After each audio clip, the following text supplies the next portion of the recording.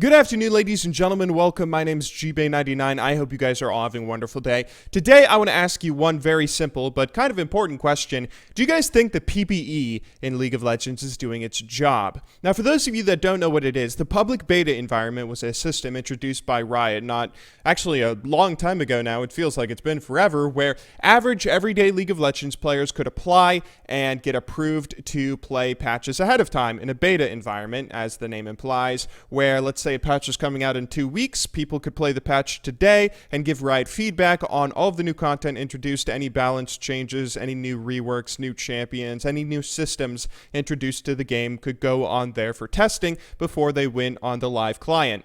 Now, recently, it feels like the public beta environment has not been doing its job at all, and a lot of people are really upset at that, and I want to talk to you guys about why that really is and what should really be done to remedy that, and whether the public beta environment really can still do its job. Now, what I mean by that is I'm sure I don't have to tell you guys there have been a lot of very frustrating, broken-feeling champions in League of Legends. You have a lot of champions out there over the past few months that feel like they just kind of broke the game and took up ban slots as soon as they went live, whether it's as long ago as something like the Release Echo or even the Release reworked Rise with his perma-snare that everyone hated, or as recent as the Juggernauts, all the Juggernauts that have been terrorizing solo queue like Darius, Skarner, Mordekaiser, and Garen. Some of them ban-worthy, some of them you can play against, but they're all very strong, and they've left the community very upset at the balance team for letting these champions go live when it feels like they are not finished being balanced. They are not balanced at all. A lot of people are sort of, whenever a champion goes out that feels super broken like this, they always sort of point to the PBE and they say, okay, what the hell, PBE testers? Aren't you guys the ones that are supposed to be giving Riot feedback on all this? And aren't you the ones that are supposed to be protecting the real players or you know, protecting the live client from ridiculously broken champions? We don't want to see a release of Zinzao or a release of LeBlanc or anything like that in the future.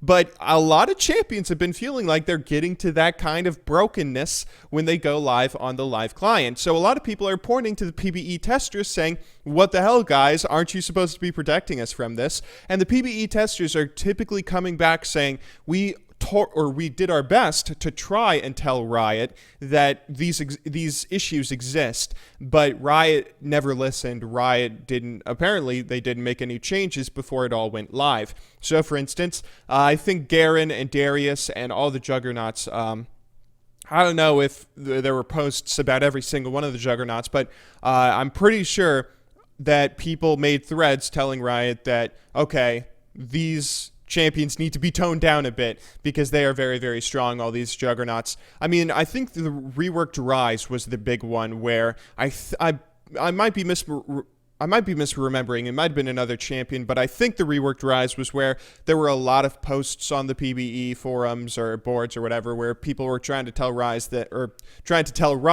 that Rise is very, very strong and needs to be nerfed because he can do some very broken things before he goes live, but apparently Riot never listened. Now, I don't know whether this is actually Riot's fault or not, or if Riot is just a little bit hesitant towards listening to the players. I don't know what the average rating of the PBE tester is, but we can assume that a lot of the PBE testers are not pro players, right? I mean, all the pro players right now are off boot camping in Korea for Worlds or being a little bit upset that they didn't make it to Worlds and probably practicing for LCS next split or maybe taking a vacation before they get back to practicing. But, I mean, it's a big deal that a lot of pro players probably aren't the ones that are testing out the game, because if you want to have the game super balanced at the highest level of competitive play, then you can't really just listen to every player that isn't at that level of play.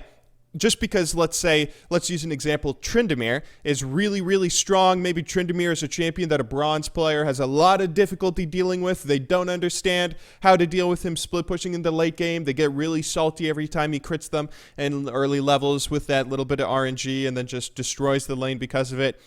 I mean, that is something that that's something that a lower rated player might have no idea how to deal with, and they might yell at Riot saying it's OP because of it. But anyone like gold or above has a general understanding of the kinds of things you can do when playing against a Tryndamere, and the kinds of reasons that Tryndamere is not considered one of the best top laners right now, or necessarily even all that good, especially if he's just played in an average player's hands.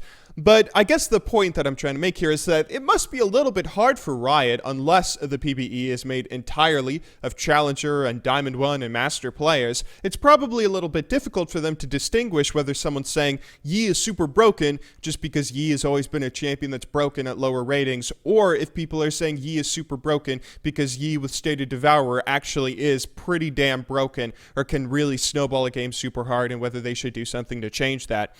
I think a lot of people are getting a bit of a sour taste in their mouth. A lot of people are saying that the PBE, whenever this question comes up, is the PBE doing its job? People are saying sarcastically, yes, the PBE is doing its job. It's showing off skins very well, because that's something that's sort of gotten really popular ever since the PBE was introduced. You can see a lot of YouTubers have become very successful doing PBE content, because that's a kind of interesting and pretty cool, honestly, way to take a look at content that's coming out. If you have a new skin or a new champion or a reworked champion and you're thinking about maybe buying it, but you want to see what it all looks like, so you go on YouTube and you search, you know, whatever Project Yasuo or Project Fiora, I guess would be a better example. Project Fiora skin, PBE, and then you see skin spotlights or whoever come up, and you can just see all the abilities, all the particle effects, and decide whether or not you want to buy the skin.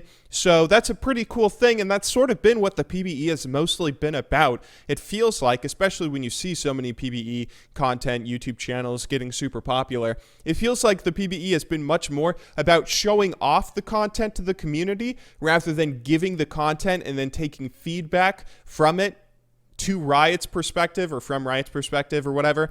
And it's something that's definitely left a sour taste in a lot of people's mouths. So I kind of want to ask you guys today, not only do you think the PBE is doing its job right now, but do you think the PBE really can do its job correctly? I mean, listening to feedback of a wide audience is a very difficult thing to do, as you guys all saw from my video yesterday, but I still think it probably can be done a little bit better by Riot if they take a little bit more of a look at the kinds of things that they put up on the PBE, and if they listen to, especially if they're able to get a lot of higher rated players playing on the PBE and get a little more feedback of some of the things that they throw up on there.